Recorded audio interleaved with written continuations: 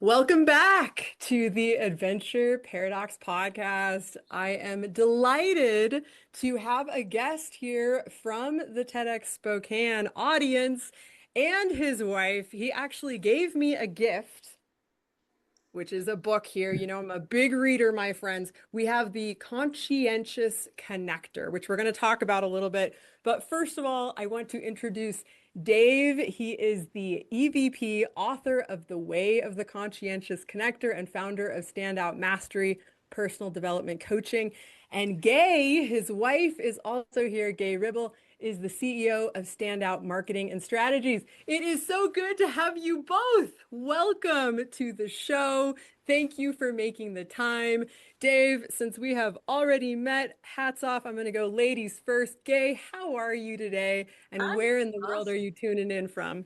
We're tuning in from Spokane, Washington, Excellent. and it is a rainy day today, but I'm expecting sunshine tomorrow. So awesome. Love it. You know, I grew up in Wenatchee and I did a grad school program in Seattle. And I remember being in Seattle and being at that big bookstore. Is it Powell's, I think, right? Really big I think bookstore. so. Yeah. And the sun came out, and there was a large window at one end of the bookstore. And I swear the entire bookstore all moved to the window. And I thought, you know, if you think sun worshipers are living in the desert, they're not. They're here in the rainy space because you really notice, just like the desert sings when it rains, when the Yeah. sun comes out, it's like that much more special. So, how are you feeling about the weather today, Dave? Absolutely love all of it. I grew up on a 52-acre farm in north central Indiana, moved out to Southern California, got pretty spoiled with 40 years of being in Southern California. I missed the changes of seasons, and I Mm. missed friendly people that just wanted to say hello to you. So when we moved up to Spokane, I felt like a little bit of me had gone home. It's good. Yeah, I get that. And how about you, Gay? What was your upbringing like? And then, of course, we need to get the story of how you two came together and met, and then how you've been working together. Yeah, I want Yeah. to hear that too, Gay. Yeah. Our stories may be slightly different. Ooh, I like that too. Yes. So I grew up on the East Coast. I was born in Long Island, New York, where we Oh, I talk hear like it. that. Yes. Like what you? And my mom was horrified of the accent, and eventually they moved us to Greenwich, Connecticut, where if you talk like this, you are made fun of. Mm, So eventually, I this was the accent that a no accent is kind of the New England accent. And I was an actor, and I was in New York studying acting. And eventually I ended up in Southern California. And as Dave said, we were both there for over 40 years. And that's where we met. wow. Excellent. And what was your meeting like? Was it love at first sight? Were you who wants to go first? I'll go first because she'll fill in and embellish anyway. No, we were in the same industry. I was on the supplier side, she's on the distributor side of the promotional marketing business, and that's where we met. That industry is also where we also now have standout marketing strategies. We do promotional marketing for companies. But I was there as a supplier rep, and long story short, we went down to have dinner together just as friends. I had known her for years, but things had changed for me and things had changed for her. And we went down to dinner and started talking about everything under the sun. Mm. And couldn't figure out what was going on, but I knew it was very, very special. And I kept saying, "Who are you?" And she kept saying, "Are you for real? Because I don't want to go through this again with it not being as valuable and as good as it seems like it is." But we were there for 4 hours. We got there at 6 and we left the place at 10. And that was after, a couple of drinks. But it was a changing moment for me because I was sitting across from somebody who felt like she really understood me. And I was like a thirsty man in the desert. That was quite exciting for me. And we were matching up on a lot of things. far more things than I ever thought was possible. Been together ever since, by the way. And that was 30 plus years ago. And I love the 4 hour conversation and the mirroring of who are you and are you for real? Like, this is like a Valentine's Day rom-com, right? Let's hear your side, Gay. That's pretty much the same. Actually, Dave, you said it really well. I think from my perspective, what I loved was he was this always thought he was a really nice man and he was really funny. In fact, I think I actually fell in love with him a couple of weeks before when he had come to our office and he told a joke, and it was a pirate joke, and he acted out being the pirate. And when he went, "Arr," I kind of went, "Ooh." It Okay, still wait. gets me. We love jokes. We need to hear the joke now, Dave. Let's go. It's That's too right. long. It's too long. Okay. But No short but versions? there's no, Arr. yeah, but the R is great. And I actually felt when we were talking that he was very vulnerable, incredibly honest, and open to truly hearing my opinion on some of the things that he was going through. Mm, And I felt we instantly had this even level, one-on-one caring about each other. And we actually, to continue the story, we actually fell in love through faxes because we were a long distance relationship. Remember the oh, fax machines? And oh. remember the ding of the fax machine? So I'd hear the ding and I'd go running out to where the fax machine was in my office at home. And it was like, oh, it's another letter from Dave. And first the letters were very friendly and sweet and nice and vulnerable and so forth. Mm. And then they started getting a little bit more personal and then a little kind of, you know, fun She, and little she raunchy. started flirting with me. Oh yeah, yeah, it was only me. She started it? Yeah, okay, I Yeah, got I'm Yeah. it. sure. So I thought of that because I recently found the faxes. Oh, Oh, and yeah. can So we I, make another book? Can we make yeah, another yeah, book? we may, and it's kind of sad because fax paper, it Hmm. fades. Yeah. So a lot of them are kind of faded. This is over 30 years, so but I love the idea that the correspondence when you can't be together, Yeah. and the totally communicating with each other ahead of time, that created the basis for a friendship and a truly responsible love match because Mm, we really began to know each other before we really got to be with each other permanently. mm, It was mm. So an awakening adventure paradox. yeah, I yes, like that. I like yeah, it. yeah, it was very special. And I think the other thing that helps our relationship even now is that we have so much respect for each other's talents, and Hmm. and we defer to each other's talents, and we I mean, I'm Dave's biggest cheerleader and he's my biggest cheerleader, Yeah. and there's no ego in the way. It's like we put each other in a spotlight. And Oh, I think that really assists with a very happy, healthy relationship for so many years. I love that on so many levels, and not just professionally, but as a model for marriage or for any relationship, right? There was a chapter in your book here that really highlighted this conversation. And I believe, was it 2008? Do I have that right? Right? It was a pretty rough time.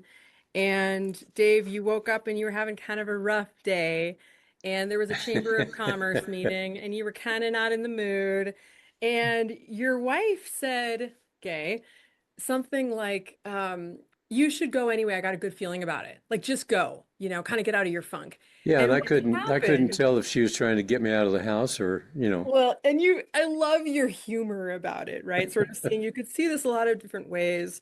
But what happened as you have this spiritual experience going to the chamber, and Yeah. in some ways illuminated, lit up by your wife's belief, her intuition, her knowing, I don't know why you gotta go, but I know you just gotta go. Can you take us through the door of all those moments that happened that shifted you on that day to suddenly see networking so differently? And then I want to come back and hear what Gaye was thinking and what was going on with Gaye at the end of the day. Well, let me ask you this first. Have you ever seen a movie with Kevin Costner about Field of Dreams? Oh, I love Field of Dreams. Yeah. Okay, well, you have an experience of Kevin Costner hearing a voice. Yep. If you build it, he will come. Yep. I had a Kevin Costner moment that morning. I didn't want to go to this thing. She'd already convinced me to go, primarily to get me out of the house, I'm sure. So I grabbed my keys and I'm going off to this place because I've already been there for the last monthly chamber breakfasts and no new people came in at all. It's going to be another waste of time. I'm under the gun to try to find us business to replace the business that had fallen off because in a period of 90 days, I watched probably around 65% of our business went on the shelf. Yeah. And I couldn't replace that fast enough, and I didn't know how to do it. And so I'm on my way, and I'm in a bad mood. I mean, I'm picking on people because they drive funny just on the way over. And finally got there, started to go into this thing, and this voice kind of kicked in and said, "Why don't you just leave your business cards in your pocket this morning?" Mm. And I looked around because I thought I was being punked. I thought, okay, who's got the microphone? Who's playing the game on me? Too much caffeine already. Something's wrong. And as I reached for the handle, voice went off again and said, "Just see how many other people you can help today." Mm. So I thought, well, okay, I'm just going to go get my name badge. I'm already on the board of directors. I can't not do this. So I wanted to leave and I thought, no, I can't do that. So I put the badge on, paid my $20, walked into the main room, but instead of going over and mingling with a bunch of my friends, I was on a mission to prove her wrong. That's what I was there for. And I was going to say, okay, I'm going to show her that there's no new blood coming in, no new people to talk to. This was a waste of time. Mm. So instead, I went into about 15, 20 feet inside the front door, turned around, just looked for anybody and everybody that was already there. No new blood, no new blood. And it was kind of like I was going, prove her wrong, prove her wrong, prove her wrong, prove her wrong. And I got about, 5 down. And there's a new person standing there. Mm-hmm. I go, wow, that's weird. Went right over to him. It was John, as I talk about in the book. Contractor, loved to do fix-ups of houses for realtors. Construction company, 60 years in the business with his dad, whole 9 yards. And I stood there and interviewed him, not like I had ever interviewed anybody. It was kind of weird. It was kind of like, I'm just having a blast interviewing this guy, and I should be concerned about replacing my 60% of my business that had gone away. Why aren't I feeling bad about this? So I interviewed John. He wanted to meet the best realtor in the place.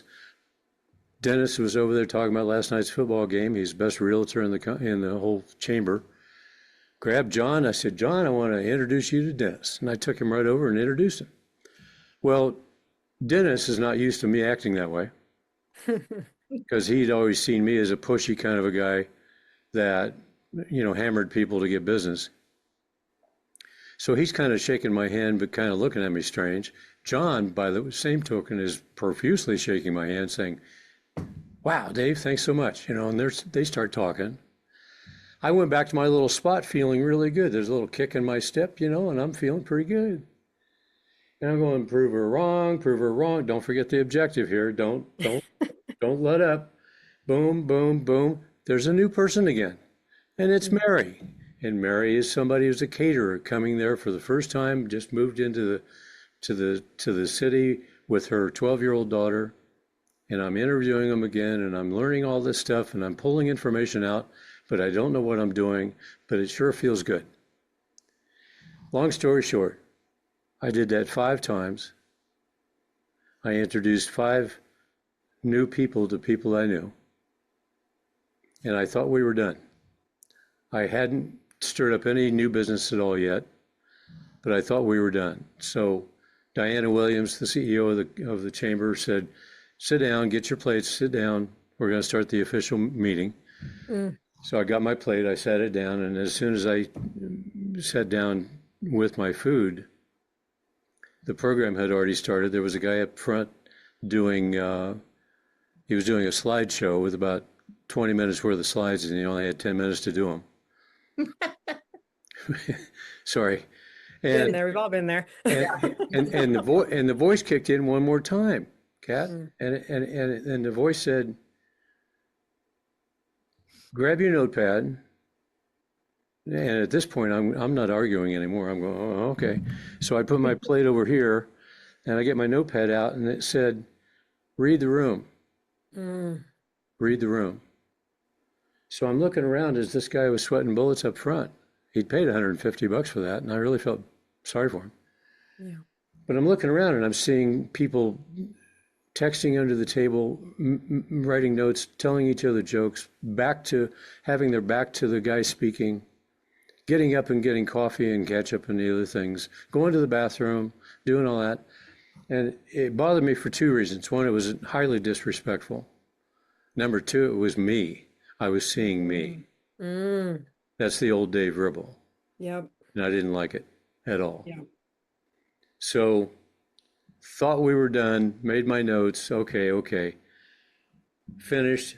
And at the end of the whole session, it was almost 9 o'clock, and Diana Williams doesn't like to leave any time left. She likes to just get everybody out on time. But there was a couple of minutes left. And she said, does anybody have anything they'd like to also add? We'll send the microphone around. So they did. I mean, this is like a room of 100 people. So they sent this thing around. And the guy that stood up, had his hand up, was John, the contractor. He gets the mic and he stands up and he goes, this is my first time here. He says, you guys have a really great organization. He said, by the way, he said, Dave Ribble, you're a class act. And he said, I really appreciate the opportunity to meet Dennis. He sits down, Dennis stands up. Dennis said, Ribble, I can't believe what you did for me, but how did you know that 2.5 weeks ago I fired my contractor? And of course I didn't know. It was just, I was in the flow. So long story short, there again, 8 of the 10 people that I influenced that morning got a chance to say something about me. And then Diana cut him off. And I'm sitting there I get emotional because I'm sitting there and people are patting me on the back on the way out and going, Dave, you're terrific. Way to go, way to go, way to go. And I went back home and apologetically met my business partner at the door, and I said, I didn't bring us any new business. But something phenomenal happened. What was that? So I started to tell her about it. What came from that was I started interviewing everybody I could get my hands on, CEOs of clients we worked for, and anybody else that would stand still long enough. I wanted to know, what am I missing? What's this bigger dynamic instead of just going in and hammering people to see if they'll buy something from you? Yeah. That was the forerunner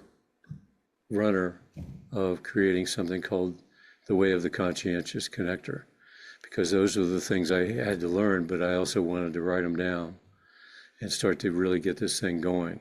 And it became my mission in life. My legacy is now creating Standout Mastery, which is a playground so that you can practice the stuff we talk about.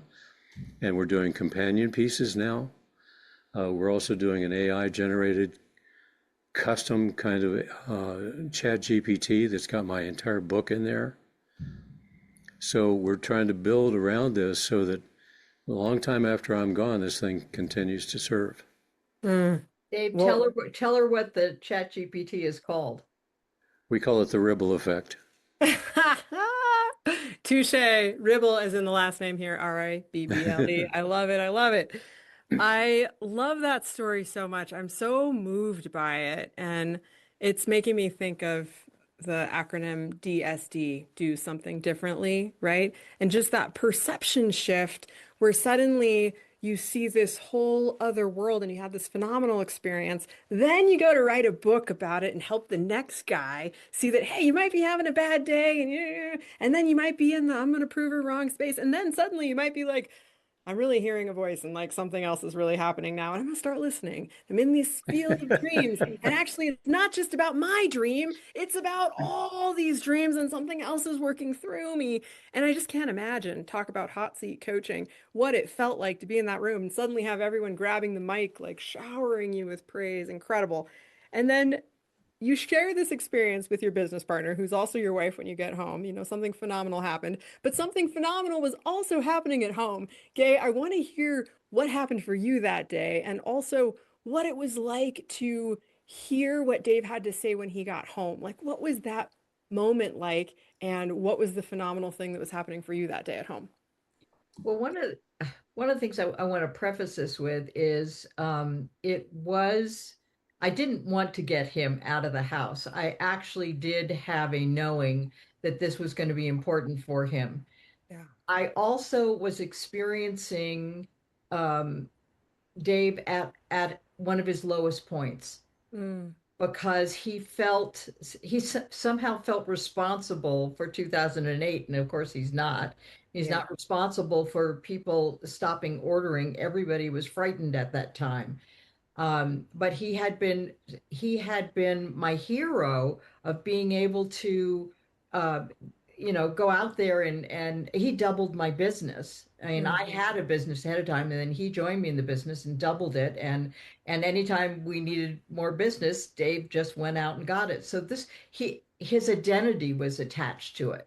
Yeah. And I didn't know, my knowing was not about this kind of miraculous field of dreams moment.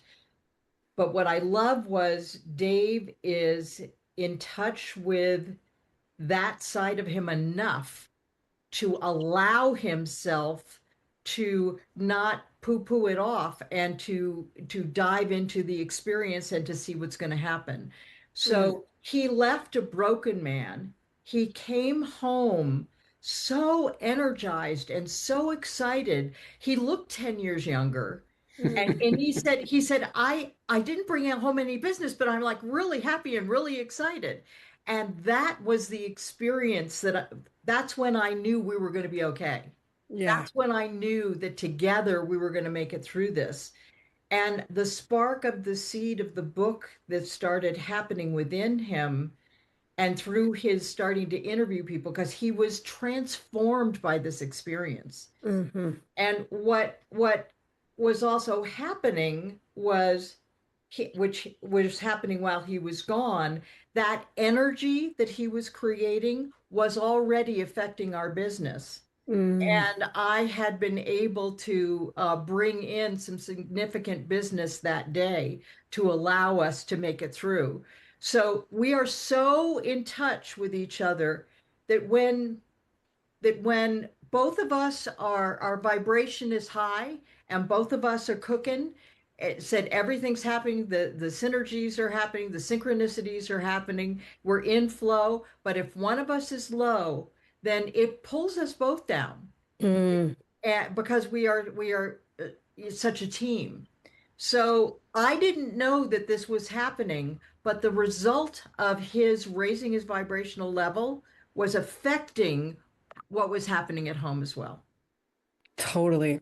I love that. And I'm going to show you my lemonade cup, which says, I'm in the vibe. Yes, Dave. Yeah, that's great. That's great. Yes, But we are all about the vibration, the frequency, and the energy. I don't know if you all are familiar with telepathy tapes. Have you heard of Yes, this? yes. Okay. One of the most downloaded podcasts of all time. But what it's making me think about with you two is that telepathic connection of, when one is low And the other is I got to make space. He's going to have to go through what he's going through, right? But maybe he's got to go. I just know he's got to go. It's not me necessarily to heal my partner or solve this problem for him, right? Right. And I think something Exactly. really powerful about business and a lot of entrepreneurs, this theme that comes up is like, welcome to business. Fail, learn from it, repeat, try again. Keep going. Things are working till you get to the place of fail. And again, whether it's something outside of us, like 2008 that we didn't create it, we didn't cause it, we can't control it, or something internal where we're making a pivot, working through feedback, those different things. I'd love to hear a little bit more about you two working together in this Standout Mastery program with these incredible roots you just shared of this transformational experience in how you two work together. I know a lot of the work that you do, it sounds like, is helping professionals refine how they're showing up, which is exactly what this spiritual experience is all about, is like, how do we show up? I'd love to hear you guys talk a little bit more about your business and how that all works. Yeah, I want to speak just Go ahead. quickly to the kind of my position with Standout Mastery. Um, it's Dave's baby, but I'm his support in that.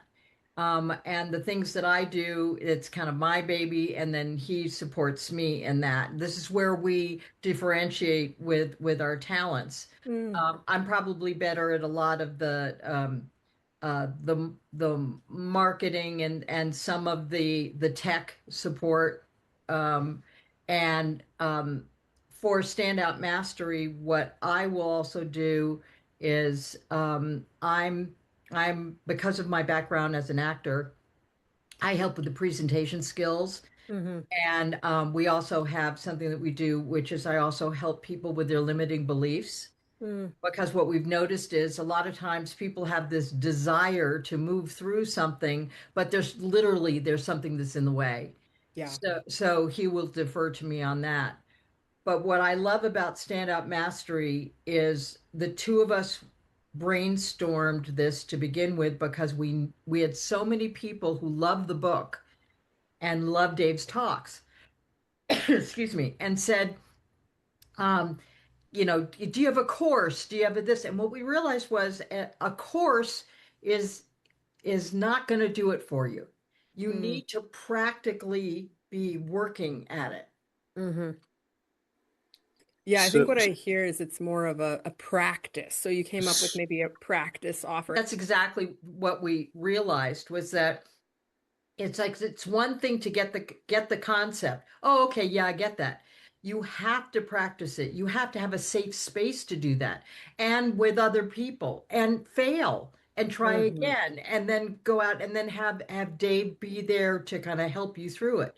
So that's why we set up Mastery and Dave's been doing it now in beta and getting really wonderful results for people. Love it. Let's hear more, Dave. well, it's just a phenomenon that I think gets bypassed. Everybody seems to be and I was too. I still see repeating behaviors. People go out in sales and they'll want the shortcut. They won't want to invest a lot of time and effort into winning an account Mm, or building a business. They're in a hurry. And yeah. so we have networking groups all over the country that have their own format for how that should work. hmm There's the BNIs of the world, there's the TIPS, there's chambers of commerce, there's all kinds of organizations, and they all come about and call themselves networking groups. But what's missing, and what I've discovered, and what I am now, thoroughly involved with, is I'm trying to just find those people that are marginalized who aren't really comfortable going up and introducing themselves, who aren't very comfortable having to give a 10-minute talk, who aren't believing too much um, in things because they're so scared of embarrassing themselves. And I want to get inside their head and their heart and say, you are valuable, you have a voice, you want to be heard, You matter. You are just as important as anybody else in this world. And I'm going to help you get over those little stupid bumps that get in the way Mm, so that you can walk into any room and the experience is going to be something you can't wait to do again. mm, mm. I can teach that. But Yeah, they have to let go of the fact that it's going to be a quick fix. Mm. If they go into a quick fix kind of head jargon, then and I can't get to them, they won't stick around. Yeah. confidence doesn't happen in an instant. It must happen over a period of time and to But you truly get that confidence. but you can build then a powerful group of people that will defend you, promote you, say great things about you, be there for you, whether they ever buy anything from you or not. Sure. That's the way it should work. And Yeah. I see 2008, and now I see now 2026, and I'm seeing some of those same behaviors again, where Mm-hmm. people are going, I'm worried about my job, or I'm worried about not getting a promotion. I'm worried about this, worried about that. And my argument to that is start building your referral base now. Yeah. We speak, I've spoken a couple of times at different colleges, and I was just over at Gonzaga University a couple of weeks ago, and I told the class, I said, these are seniors in a class for entrepreneurship. And I said, let me show the hands. How many of you have already started building your referral network? Mm-hmm. No hands went up. Mm-hmm. I Mm-hmm. said, why not? Well, we don't have time. We're trying to finish our classes. I go, it's going to be different in a few months when you step out. Yeah. Yeah. You don't have time not to, maybe. Yeah, Right? yeah, It's, That's exactly right. When you start creating that habit, when it becomes a part of you, when it's just how you show up in the world, yeah, that's what we're talking about. Having it become a part of you and having that be how you show up. exactly. Yeah, I'm so moved by this conversation. I was actually at a mixer this week as I'm reading your book, thinking about this. And okay, one of the things I was thinking about is who is not in the room, right? Who's not even here, good, right? good. And then also looking at who is raising their hand, who looks uncomfortable, and I don't drink alcohol, so it was taking place in a bar, and I stepped up and I ordered a Perrier, and then I noticed the gal next to me was drinking a Perrier, and we started chatting, and she was looking at the mixer is called Silicon Couloir, and it's sort of a high level pitch party that has these mixers now. So you don't necessarily know who the investors are. They might be wearing a sticker, they might not. I was wearing a sticker that said, I am into chance encounters, which is what Good the for you. mixer Good for you. the mixer was called, Chance Encounter. So I picked that sticker. But it was fascinating because she had an idea that she wanted to pitch, but was terrified to talk about it and just trying to even, just even being in the room was scary for her. And so standing with her, making her feel comfortable. And then lo and behold, the person she needed to talk to came up to us and I was able to connect them and she's starting to connect with an investor. And it was just that beautiful understanding of, the deepest level of quote sales is ultimately service. Oh Like yeah. stop worrying about yourself. Who else are you helping? Are you helping the next guy in line? And how are you doing that? And I just love the heart of your book and what you guys are doing. And I know, Gaye, you've also got some other things going on. You're leading this group called Soul Path Playtime. So juicy. I need to know more about Yeah. what that is. Yeah, so I've been kind of doing that for a little over 3 years. We just started into the fourth year, and I normally will say that we're a membership group, and we play in the field of possibilities. Hmm. So we are always working with energy, vibration, and frequency, and I'm able to help people to simplify some of the principles so that they can use it in their everyday life. And it kind of helps them on their journey to support them through spiritual maturity. And Wow. it's really fun. I call it playtime because it's not doing the work, it's being in the field and Mm. playing in the field. We raise our vibrational levels every week. I actually do it every week, and then I do have one session a month that is free to everyone on Zoom. Oh, cool. I hope For we can, yeah, put that in the show notes so people can sure. hop in, and I'd love to come sometime. I'd So love to fun. have you come. You'd be a great addition to it. Oh my gosh, you know me in playtime. Let's go, let's go. It's So I feel like we would be remiss not to cover on the Disney piece. I know you worked at Disney for a while, and I'm thinking about Walt Disney's story of flying over, I believe it was like a trash dump and saying, "Do you see it? You see Disney? I see Disney," right? And some of the elements of the Disney brand. And I'd love to hear a little bit more about maybe how working for them, I think you worked in management training for them for some time, how that perspective maybe has shaped or influenced your business. Because I'm guessing a lot of people in the audience are familiar with Disney and might have an experience, speaking of playtime, that they'd love to hear a little bit of your perspective on that. Well, I was 19 when I first started working at Disneyland and pretty green. And so they kind of took me under their wing and said, well, you have possibilities, but you got a whole lot of stuff we need to file down a little bit. Um, the best way I can describe my experience there was when it came to how to take care of people, how to show respect for customer service and things.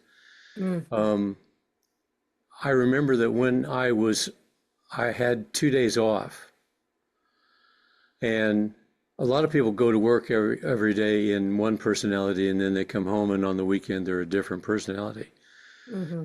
And in my case with Disney, when I was there, I discovered that even on my days off, my behavior didn't change.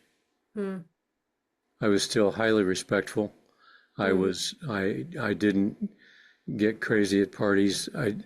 I just felt like I owed it to the rest of the people that worked there, Yeah, and to Walt. And Walt had already been gone by the time I got there, but there is something about that. I think that they are the best customer service company in the entire universe.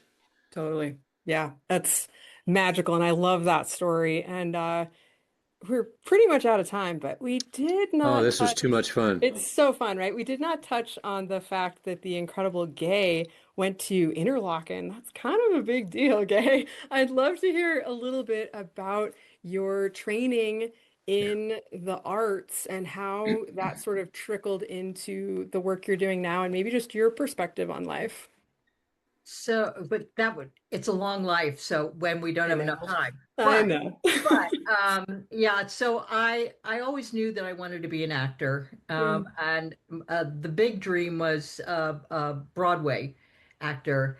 I did reach some of that where for uh, 25 years I did over 40 musicals, starred in them all over the country, which was great. I did some original shows. I started with Interlochen, went to Neighborhood Playhouse in New York. So I had some really wonderful training.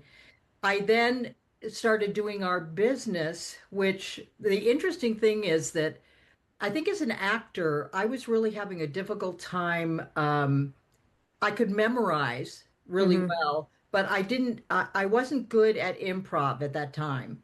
And Mm. I think that extemporaneous speaking was not my forte at all. But when I left acting and I was doing presentations for my business, I learned something really important. And this is what I teach people in presentation. And that is that if you have a point of view about what it is you want to talk about, you can talk about anything, Yep. but you must have a very sharp point of view about something. Mm. And when I learned that, then I went back to acting because I'm actually still acting. I actually have a group up here that I've been doing shows since 2022. We're called the Divas.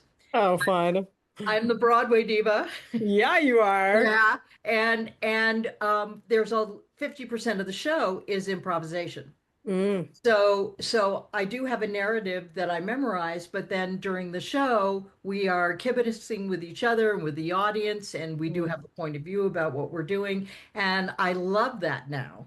Mm-hmm. Mm-hmm. So I was able to get over that, but it was interesting. I had to leave acting and go into the real world to actually get that and understand it. And now that I'm also back in acting, now I have both, which is awesome. I love it. Oh, thank you so much for sharing that. I think that's really fun to close with, both of you. And thank you for joining us. You're both such an inspiration. We will, of course, put all of your links into the show notes so folks can find you, maybe hop into some of these classes. But for anybody who might be listening right now, walking their dog, and the audio is going to go to something else, what's a website or social media handle you two want to put out there for people to find you who are just listening? That's for you. My Facebook page is just Dave Ribble, and Gay's is Gaye Ribble, I think, isn't it? Yes. We're still building the mastery site, so Excellent. that's going to be coming soon. And I'll Great. I'll I'll put it in the notes for the freebie for Soul Path Playtime. So Oh, we would love that. And yeah, we can drop a link if you'll send it to us for yes, people who want to pick up a copy of the Conscientious Creator. I'm sorry, Connector, which is an excellent read. I also love that you touch on differentiating between conscious or consciousness and conscientious, which I think is a really important piece Thank of you. that. Thank So you. you'll Thank want you. to pick the book up to go into that. If you loved this, please share it with a friend, subscribe, leave a review. And thank you so much, you two, for your inspiration for coming on our show. I can't wait until we meet again. yeah, Thanks, Kat. Thank All you. right. Until then, adventure on.